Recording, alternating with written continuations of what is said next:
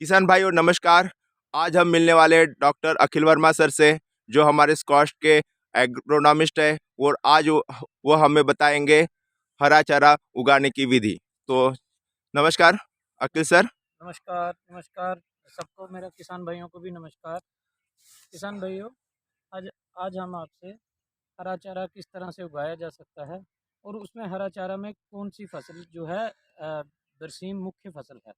बरसीम को हरा चारा का राजा भी कहा जा सकता है, यानी कि इसको किंग ऑफ फॉडर्स भी माना जाता है। क्योंकि इसमें देख सकते हैं आप, ये हरा चारा है बरसीम का।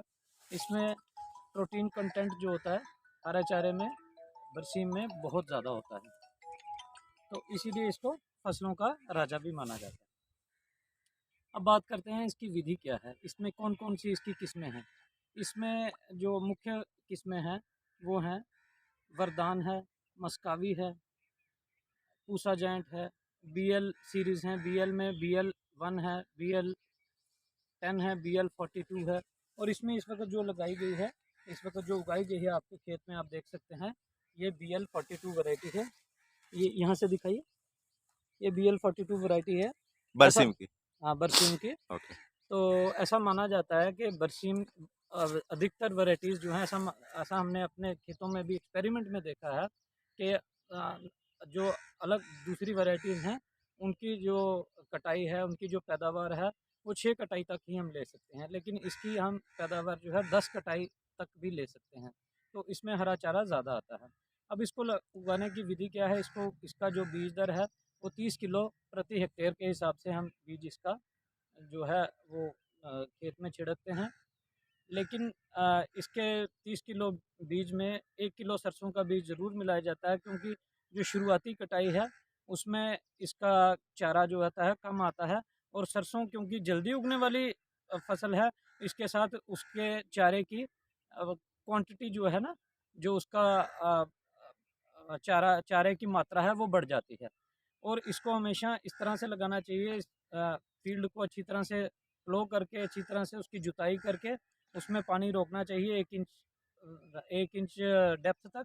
और उसके बाद बीज को इसके ऊपर, पानी के ऊपर छिड़क देना चाहिए। और इसका जो है प्रबंधन है फर्टिलाइज़र का, उसको किस तरह से करना चाहिए, खाद प्रबंधन कैसे करना चाहिए। इसमें 25 टन गोबर की, अच्छी सड़े गले गोबर की खाद मिलानी चाहिए। और उसके बाद 50 किलो इसमें नाइट्रोजन डाली जाती है और 50 किलो फास्फोरस डाली जाती है। पोटाश का इसमें प्रयोग नहीं किया जाता। 50 किलो जो नाइट्रोजन है उसकी विधि है, हमने उसको स्प्लिट में लगाना है, यानी तोड़ के लगाना है। 30 किलो नाइट्रोजन जो है हमने बुवाई के समय, जब बीज बोएंगे उसके साथ उसको 30 किलो नाइट्रोजन को लगाना है। और बाकी बची हुई 20 किलो नाइट्रोजन को इसके पहले कट के बाद लगाना है। पहला कट इसका लगभग 45 दिन के बाद तैयार हो जाता है।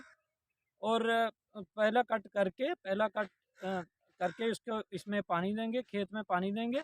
और पानी के साथ जब मृदा इसकी जो है, जो इसकी मिट्टी है, सॉइल है, वो अगर जब उसमें ऑप्टिमम वत्तर कंडीशन आ जाएगी, तो उसके बाद इसमें जो बचा हुआ 20 किलो नाइट्रोजन है उसका हम छिड़काव विधि द्वारा उसको इसमें खेत में लगा देंगे। और एक और बात इसमें बड़ी ज़रूरी है करने वाली, जिस खेत में पहले बरसीम नहीं लगा हो उसमें इसके बीज को हमको राइजोबियम नाम का कल्चर है, राइजोबियम ट्राइफोलियम नाम का कल्चर है, जो हमारे सुकास्ट में माइक्रोबायोलॉजी डिवीज़न में मिलता है। वहाँ से उसको प्राप्त कर सकते हैं। उसको 10% गुड़ सोल्यूशन में मिलाना होता है, बरसीम के बीज को। और 10% गुड़ के सोल्यूशन में मिला के उसको छाया में सुखा के फिर इसकी बुआई की जाती है।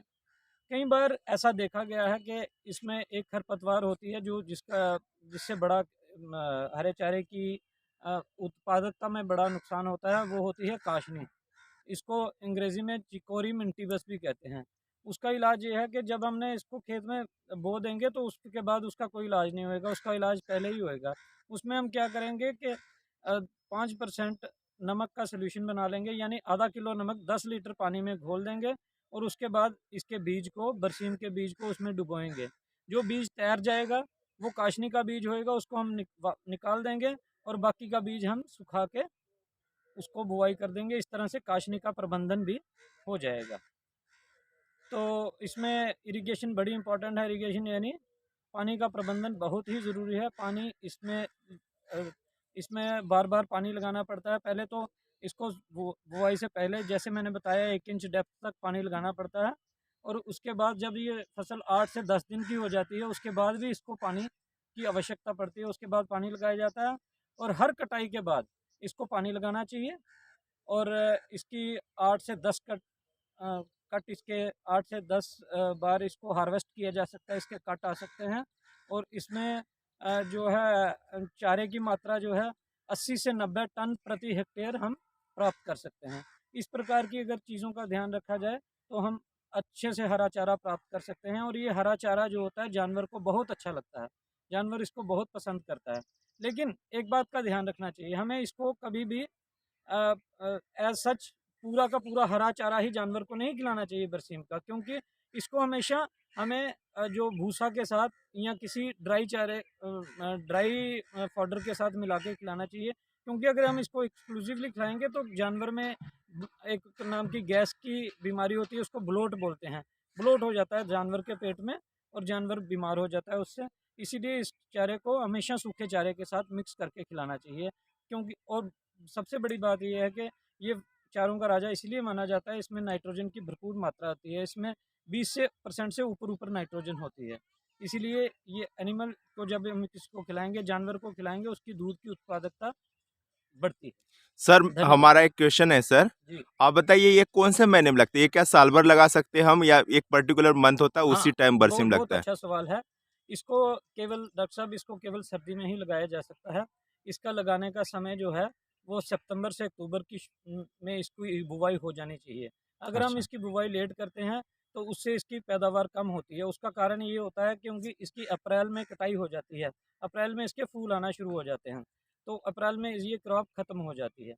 उस कारण हमें क्या करना चाहिए, क्योंकि और जब हम अक्टूबर के बाद लगाते हैं तो कोहरा ज़्यादा पड़ना शुरू हो जाता है, और कोहरे से भी इसकी पैदावार कम होती है। इसका जो अ, जिसको कहते हैं एग्जैक्ट समय है या प्रतिकूल समय है, अनुकूल समय है लगाने का, वो है सितंबर से अक्टूबर महीने के बीच में। और इसकी कटाई जो है अप्रैल महीने में हो जाती है। लेकिन हाड़ू शटाला जो है उसकी कटाई हम देर तक भी कर सकते हैं। धन्यवाद सर, आपने बहुत ही अच्छी जानकारी हमारे किसान भाई को दी। देखिए सर, ये बरसीम हमारे जानवर के लिए बहुत ही अच्छा चारा होता है और इसकी जानकारी हमें आपसे मिली। बहुत बहुत धन्यवाद सर।